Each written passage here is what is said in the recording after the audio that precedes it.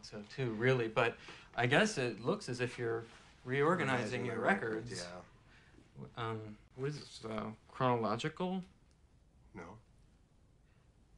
Not alphabetical. Nope. What? Autobiographical.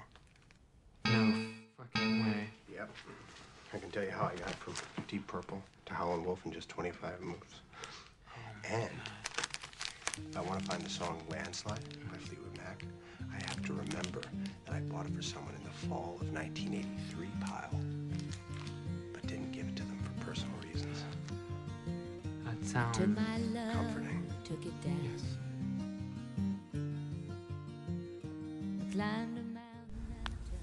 In July of 2007, something rocked the world of public libraries. In Arizona, Maricopa County announced that their new Perry branch would be Dewey-less. Instead of the Dewey system, books would be organized by BISAC headings, the same headings used by booksellers such as Barnes & Noble or Borders. Focus groups had shown Maricopa that 80% of their patrons browsed the shelves for popular books. For them, Dewey was too confusing. The library blogosphere went, to put it mildly, insane. Ocean tides, can I handle the seasons of my life?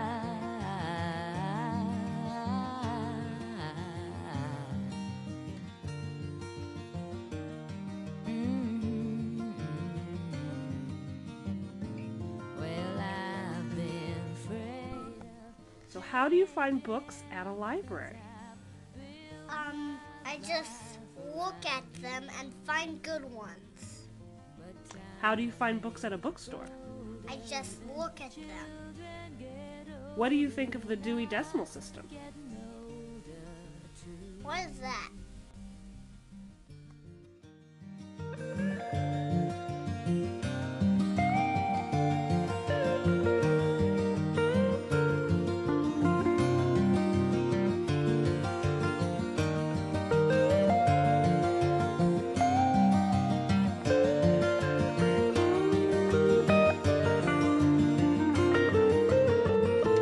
Well, I've been afraid of changing 'cause I teach middle school social studies, and my 8th grade students have just finished doing an American history research project.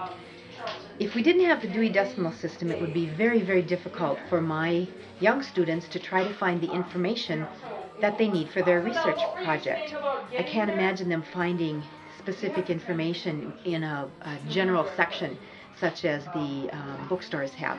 I think the Dewey Decimal System is much easier for children and people not familiar with the system to find the exact information that they need.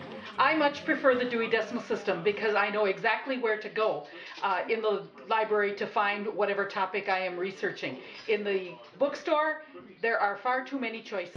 And if you see my reflection in the snow-covered hills where the landslide... I think the Dewey Decimal System, who is Dewey Decimal?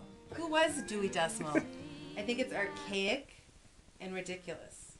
And it makes things very difficult for librarians and very difficult for consumers because we're all used to browsing for books by the subject and the author. So would you like it if a library was organized like a Barnes & Noble? No, I would like it if it was organized like a Borders. And I turned around and I saw my reflection in the snow. I still think that it's seen its day. It was a wonderful idea when it came, and now it's time for it to go, and I think we should start over. My biggest criticism is that the world is not the way it was when Dewey invented this in the late 1800s. And I think that two parts especially. One, what he thought were important subjects and not important subjects, organizing the system around what he considered then to be the primary disciplines just doesn't cut it anymore. Secondly, I think the extreme hierarchical manifestation of the system where you have a set of, say, 10 major classes, 100 classes, 1,000 classes, where they're all supposed to be equal when you get down to the same number of digits, and that simply isn't true anymore either. So I'd say, bye-bye Dewey. 'Cause I built my life Okay. I personally quite like the system of organizing books in a bookstore. I think it's comforting that all the books are arranged by sections, and I think it's really easy to follow. I would actually like if the library was organized much like a bookstore, because the Dewey Decimal System, I think, can be kind of confusing because different categories of books get broken up because they don't all fit concretely into the number system. So the bookstore method can solve that problem, I think, by having it organized by category instead of crazy numbers. I only read mysteries. The bookstore is good enough for me.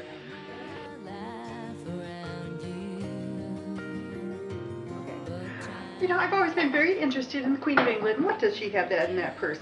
In the library, I know, organized by Dewey, exactly where to go. Biography or English history.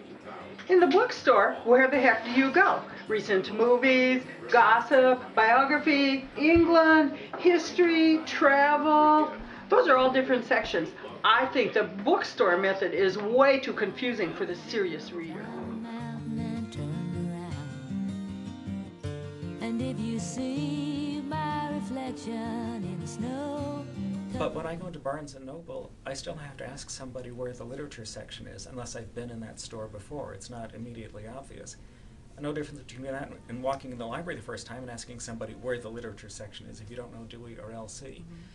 I think it's less critical what system a particular library uses than that they use a system, whatever it is, that makes sense to the people who use the collection, and that it organizes the collection in a coherent way and an intellectually meaningful way. So I'm really not too concerned about simply organizing the books on the shelf.